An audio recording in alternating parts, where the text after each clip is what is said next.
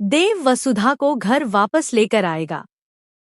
तब रास्ते में पंडित जी और चंद्रिका सिंह चौहान भी आने वाले हैं। पंडित जी कहते हैं कि चंद्रिका सिंह चौहान, यह लड़की तुम्हारे घर की भाग्यशाली है। इसी ने तुम्हारे घर की मुसीबतों को अपने ऊपर लिया है और आज फिर से अपनी जान जोखिम में डालकर तुम्हारे परिवार को बचाया है। लेकिन देव साफ कह देता है कि पंडित जी, वसुधा को उसके ही पिताजी ने जहर दिया क्योंकि वह मुझसे प्यार करती है।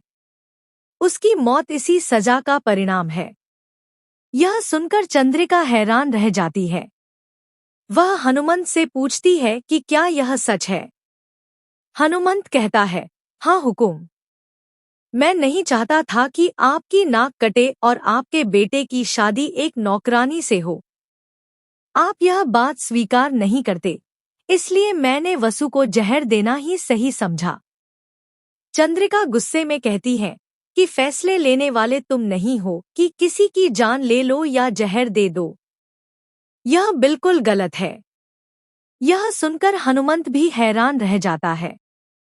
वह पूछता है कि क्या आप मेरी बेटी को स्वीकार कर लेंगी? चंद्रिका कहती है, नहीं, मैं उसे अपने घर की बहू नहीं बनाऊंगी, लेकिन इसका मतलब यह नहीं कि तुम उसकी जान ले लेते। यह सुनकर हनुमंत रोने लगता है। लेकिन देव अपनी माँ से कहता है कि वह शादी करेगा तो सिर्फ वसुधा से ही करेगा, वरना किसी से नहीं।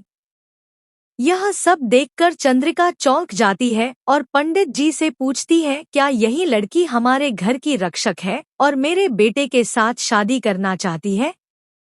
पंडित जी कहते हैं कि बात साफ है, यह लड़की ही तुम्हारे घर में रहेगी तो सबकी जिंदगी बेहतर होगी।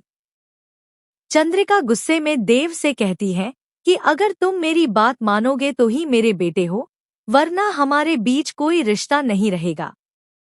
देव गुस्से में कहता है कि मैं शादी सिर्फ वसुधा से ही करूंगा और मैं उसी से प्यार करता हूँ। मानसा। वसुधा भी नहीं चाहती कि देव और उसकी माँ के बीच दूरियां आएं। वह कहती है कि मैं खुद ही यह घर छोड़कर चली जाऊंगी। लेकिन देव कहता है कि अगर तुम चली गई तो मैं भी तुम्हारे साथ जाऊंगा और अपनी जान भी दे दूंगा। यह सुनकर चंद्रिका और अधिक हैरान हो जाती है और कहती है कि इस लड़की ने मेरे बेटे को मुझसे दूर कर दिया है। वह देव, जो श्रवण कुमार जैसा था, आज मुझसे दूर होता जा रहा है। पंडित जी कहते हैं कि यह शादी होकर रहेगी, चाहे तुम कुछ भी कर लो।